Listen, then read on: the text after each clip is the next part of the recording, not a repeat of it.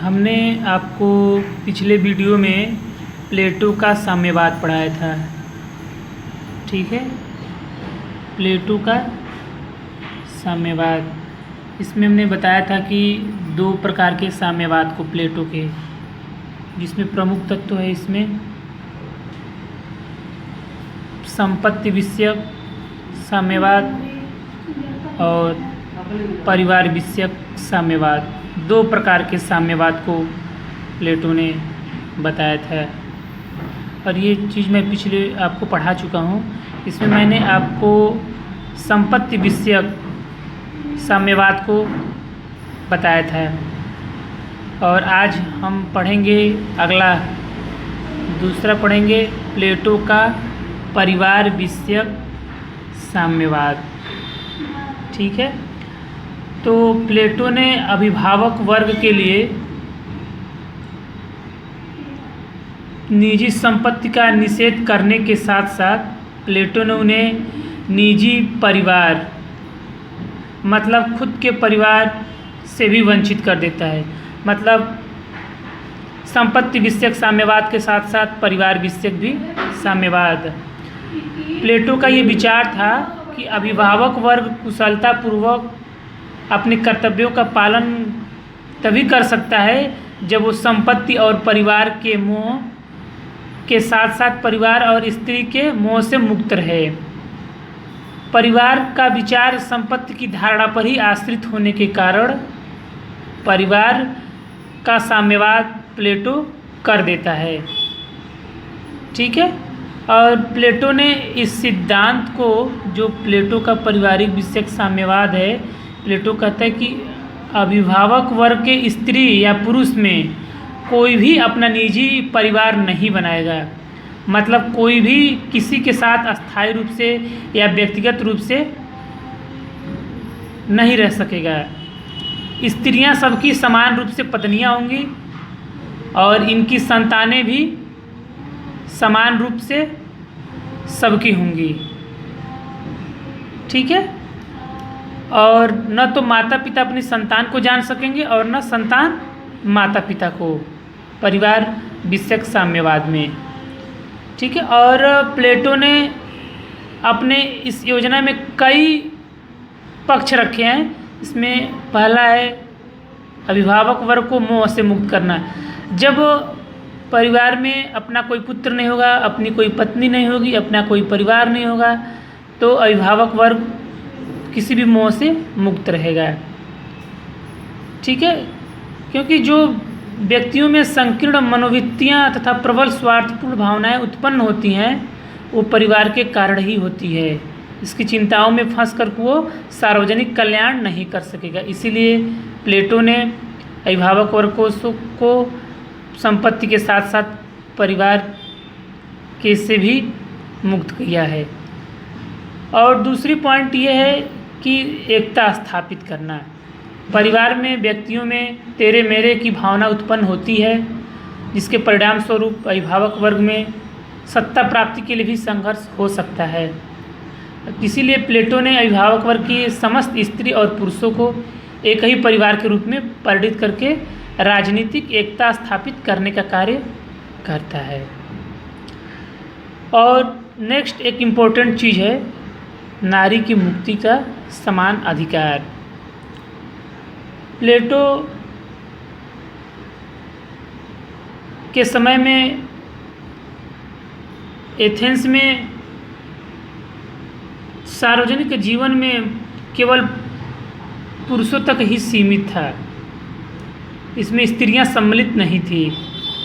वो केवल घर के चारदीवारी के अंदर रहकर बच्चों का पोषण करना और बच्चों को जन्म देना एक साधन के रूप में बस रखा गया था। और इसीलिए प्लेटो कहता है, प्लेटो का एक स्टेटमेंट है जो बहुत ही इम्पोर्टेंट भी है स्टेटमेंट में, ये स्टेटमेंट एग्जाम में हमेशा आता भी है कि परिवार एक ऐसा स्थान है जहाँ मनुष्य की प्रतिभा का हनन होता है तथा पत्नी की मानसिक शक्ति चौके चूल्हे में बर्बाद हो जाती है।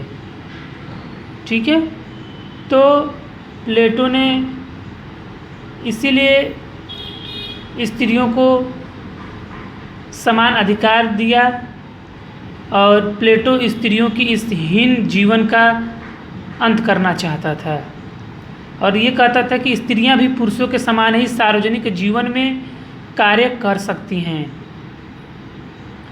ठीक है, और वह स्त्रियों की मुक्ति के लिए अभिभावक वर्ग को परिवार से पूर्णतया वंचित करना चाहता है। नेक्स्ट है अगला, श्रेष्ठ संतान की प्राप्ति। प्लेटो का ये विचार था कि स्त्री पुरुषों का जो संसर्ग भी व्यक्तिगत इच्छाओं की तुष्टि के लिए नहीं वरन राज्य के भलाई को, समाज की भलाई को ध्यान में रखकर, दृष्टि में रखकर होना चाहिए। जो राज्य के लिए जरूरी है कि आने वाली संतानें श्रेष्ठ नस्ल की हों और जिससे राज्य के लक्ष्य की प्राप्ति की जा सके। उचित आयु वर्ग के स्त्रियों और पुरुषों को ही विवाह सूत्र में बांधा जाएगा। ठीक है, और इस प्रकार से उत्पन्न होने वाले बच्चों का लालन और पोषण राज्य अपने शिशु गृहों में करेगा। इस प्रकार प्लेटो परिवार विषयक साम्यवाद की योजना के साथ साथ अनेक उद्देश्यों की पूर्ति के लिए भी है।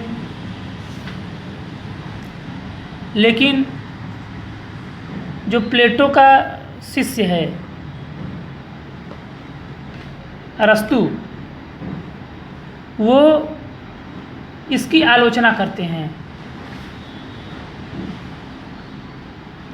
और प्लेटो कहता है कि अरस्तु कहता है कि प्लेटोवादी पुत्र होने की अपेक्षा तो निकट संबंधी होना कहीं अधिक उत्तम है। ये अरस्तु का प्लेटो के प्रति आलोचनात्मक स्टेटमेंट है जो परिवार विषयक साम्यवाद के विरोध में अरस्तु ने दिया है कि प्लेटोवादी पुत्र होने की अपेक्षा तो निकट संबंधी होना कहीं अधिक उत्तम है। ठीक है,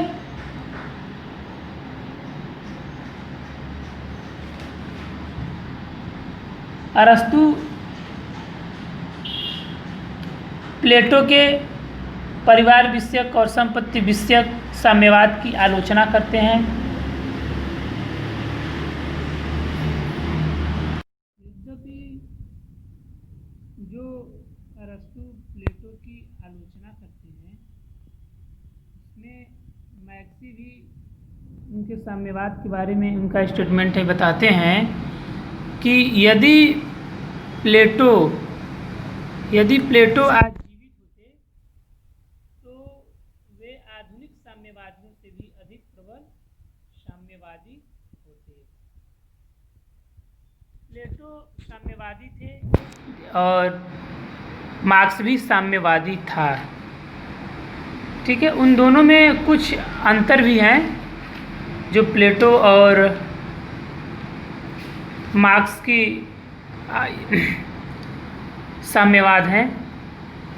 ठीक है, बहुत सारे डिफरेंस भी हैं। प्लेटो का जो साम्यवाद था वो राजनीतिक था लेकिन मार्क्स का साम्यवाद आर्थिक था। ठीक है, और दोनों का लक्ष्य राज्य में न्याय व्यवस्था और वर्ग संघर्ष को दूर करना है। ठीक है, नेक्स्ट वीडियो में हम आपको बताएंगे दार्शनिक राजाओं का शासन। ठीक है।